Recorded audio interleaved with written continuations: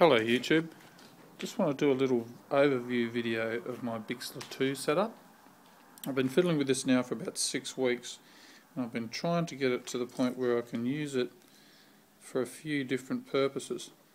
I really wanted something reasonably portable, which it is at 1500mm, not too big a wingspan, so you can put it in the car or in the back seat or wherever in one piece, whereas I was flying for a long time with the FPV, which was a good plane and doesn't get used much these days, but too big, just too hard to get it there in one piece, and you can't sort of go flying at the drop of the hat.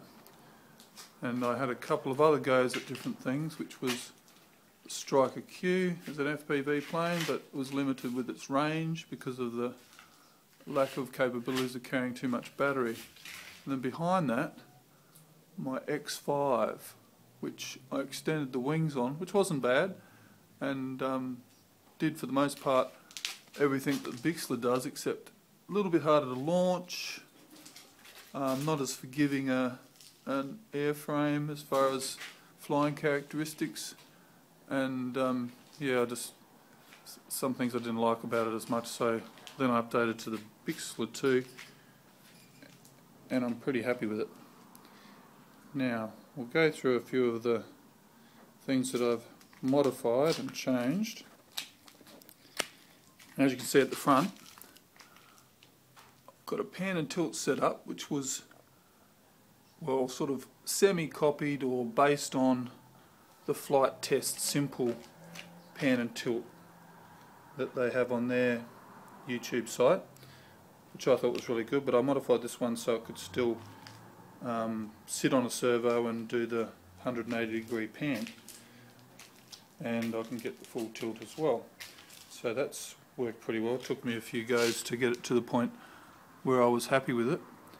I did have it sitting on top of the plane at one stage with the GoPro and the camera on top of the GoPro. It just was too top heavy and didn't perform flight wise as well as I would have liked, so I canned that and chopped the nose off, and I've been pretty happy with that. It's a fairly versatile mount in that I can take the GoPro out and then pretty easily actually and just mount the 600 TV line Sony camera, so it's more of a sport fun thing without recording facility, but lightens it down. So the GoPro can be removed easy enough, and then that can go in the little cradle. It's got a little Velcro at the bottom, and then I just shorten the double-sided Velcro, which goes over the top to the size for that.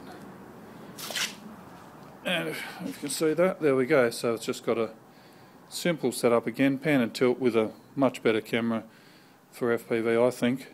I haven't had any success getting the GoPro 3 video out to work at all, so I've just sort of resigned myself to the fact that I'll just use the 600 TV line Sony camera, which I've got a couple of and found really good, from Security Camera 2000.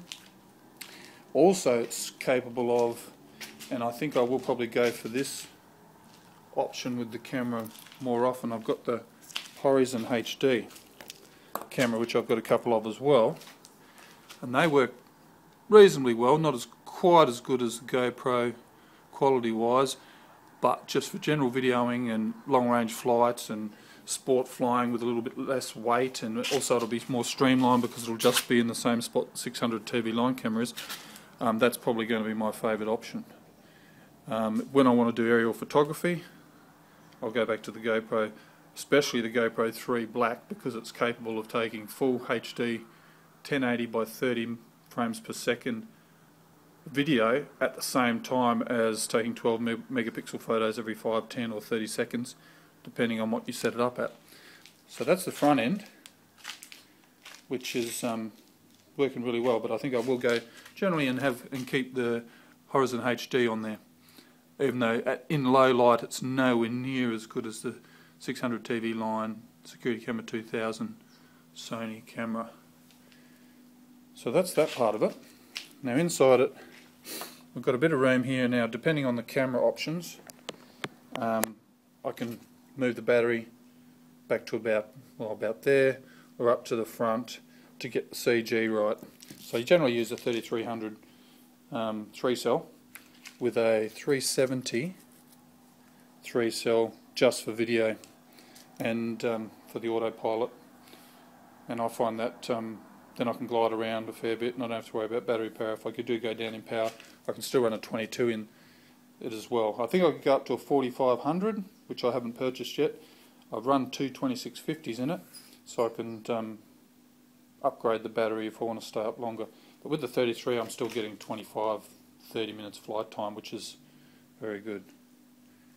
Now I've got a 1.3 gigahertz transmitter on the tail. I've also moved the servos back to the tail to allow the extra room inside and also the weight distribution to be better. And I've set it up. Okay, I'll see if you can see this. I'll just open this door. I've got the hatch. Sorry, I'll just put that to the side. Okay, now I don't know how well you can see in there. But inside there I've got a bit of room in there for the battery, and that butts up to the Storm OSD, which is just covered up by a bit of foam, but not so hard that it impacts on the altitude sensor, the barometric altitude sensor. So that's all in there, and it's also got the 8-channel FlySky receiver set up, which I find great. Just with the patch antenna on the Turnigy 9X transmitter, I'm getting 4.5 kilometres, 3 to 4.5 depending on the range. And with the booster I've gone to 6 kilometres and yet to reach the range with that. So I did all the mods that a lot of other people are doing, which is carbon fibre across the tail, put a lot of that high strength tape and also carbon fibre down each side, strips, 3x1 strips, which stiffens up the tail dramatically. And then we've also got 3x1 carbon fibre strips in the wing, not all the way through but each part of the wing, and then inside the carbon fibre rod that comes with it I put a 4mm solid rod, and that strengthened it up a fair bit too. My wing's not glued in. I thought I'd try and keep it semi-portable just in case I ever travel and I want to take it with me. So it's screwed through the general way, but I've also taped it on a little, which I can take off if I ever need to take it apart. But it's not glued, so I can take it apart just in case. I may never need to, but it does give me that option. So yeah, so far I've found it to be great. I can throw it around aerobatically. It'll fly inverted nicely. If I keep it light and zoom around and take off at reasonably short fields, I use the flaps as well. They're also connected to LED lights, so I can actually fly it at night. The lights are more so for landing. So I've got lights there, lights there, lights there. I'll just plug in a battery and I'll show you the lights. Okay, I've got a battery plugged in now. Now, the rudder servo seems to be jittering a bit. That's one of the cheapy servos, or the non-Metal Gear ones, so I might have to replace that. I've used Metal Gear on the elevator, aileron, the main control surfaces, and just the plastic gears on the flaps and the rudder obviously, so I may need to change that soon I think. Now I've got the lights hooked up with the flap dial on the Turnigy 9X, so I've got the flaps where they go up when you get to a certain percentage and the lights come on. So it's got some LEDs along the bottom of the fuselage which light the fuselage nicely at night.